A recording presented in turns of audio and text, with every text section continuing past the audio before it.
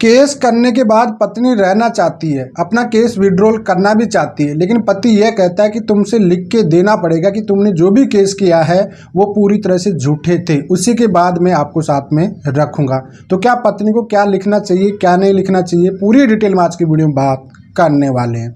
तो चलिए दोस्तों, नो टाइम पास नो बकवास, सीधा करते हैं काम की बात। मैं हूं हंस।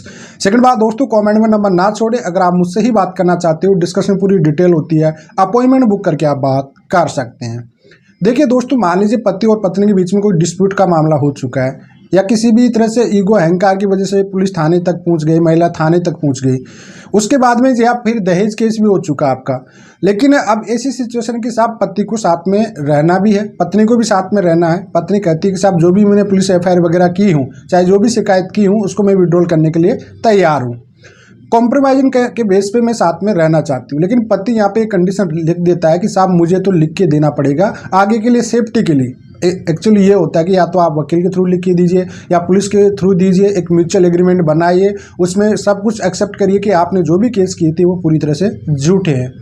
तो क्या मेरे को लिखना चाहिए या नहीं लिखना चाहिए? मैक्सिमम पत्नी ये भी कहती है कि आगे चलकर मेरे लिए काफ़ी दिक्कत क्रिएट हो जाए, तो ऐसी सिचुएशन में मुझे लिख के देना चाहिए या नहीं देना चाहिए।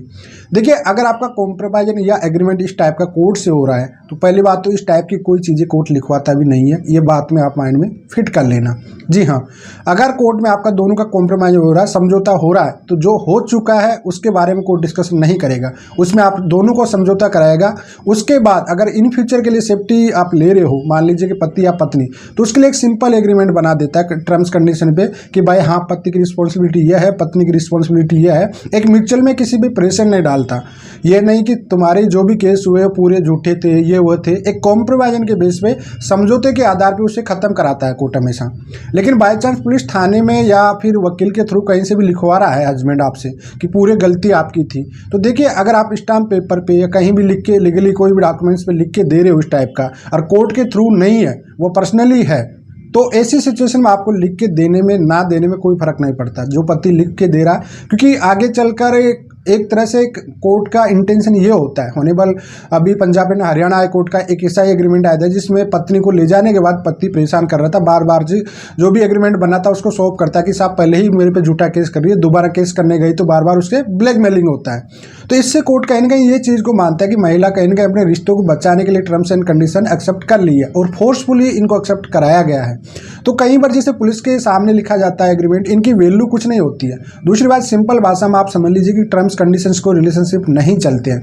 फिर भी अगर आप ये चाहते हो कि साहब मुझे सेटलमेंट करना है, पति ये लिखवाना चाहता है, मैं रहना चाहती हूँ, तो आप लिख के दे सकते हो सिंपली वे में, ऐसा नहीं है कि। लेकिन आप ये आपकी सेफ्टी के लिए आप ये भी तो लिखवाइए पति से कि आप मेरे लिए क्या कर सकते हो। भाई आगे चलकर अगर आप मारपीट करते हो तो इसकी रिस्पॉन्सिबिलिटी कौन होती है? तो अगर आपको खुद से लिखवा रहा आपका हस्बैंड, तो आपको खुद भी लिखवाना चाहिए हस्बैंड से कि भाई आपकी भी तो रिस्पॉन्सिबिलिटी है, मैं भी क्यों लिख रही हूँ, आज तक की गलती है, चल ठीक है मैं इस चीज़ को लिख के एक्सेप्ट कर रही हूँ, लेकिन इन फ्यूचर के लिए फिर आगे के लिए दोनों के तो लिखना जरूरी है ना। भाई मुझसे लिखवाया जा रहा है तो आप भी लिख के दीजिए इसमें। तो ऐसे देखिए, कोर्ट में ये सब चीज़ें है ना वैलिड होती नहीं है, पुलिस थाने की हो चाहे वो वकील के थ्रू लिखी हो, कई चीज़ें एक्सेप्टेबल नहीं होती है, क्योंकि आप किसी को बाउंड नहीं कर सकते, कोई कॉन्ट्रैक्ट नहीं होता है आपका। खास करिए हिंदू मैरिज एक्ट में ऐसा कोई कॉन्ट्रैक्ट नहीं है कि आप किसी कॉन्ट्रैक्ट के बेस पे आपका रिलेशनशिप को चलाओगे। तो ये चीज़ होती है, बार बार इस पे सवाल भी आते रहते हैं, बार बार कहीं महिलाओं के भी आते हैं, चाहे वो पति के भी आते हैं, पत्नी की भी आते हैं। तो मैं पति हस्बैंड लोगों के लिए तो कल परसों वीडियो बना दिया था, उसके बाद महिलाओं के भी सवाल आ रहे थे। तो आप लिख के पुलिस थाने में या महिला थाने में आप एक सिंपल एग्रीमेंट बना के दे सकते हो अपनी सेफ्टी के लिए, लेकिन उसके कोर्ट में कहीं वैलिड नहीं होने वाला, ये बात आप अच्छे से समझ लेना। तो अब लिखना ना लिखना आप पे डिपेंड करता है कि लिखना चाहिए नहीं लिखना चाहिए, ये कोर्ट में किसी भी प्रकार से मान्य नहीं होने वाला। फिलहाल आज के लिए इतना ही। जय हिंद, वंदे मातरम दोस्तों।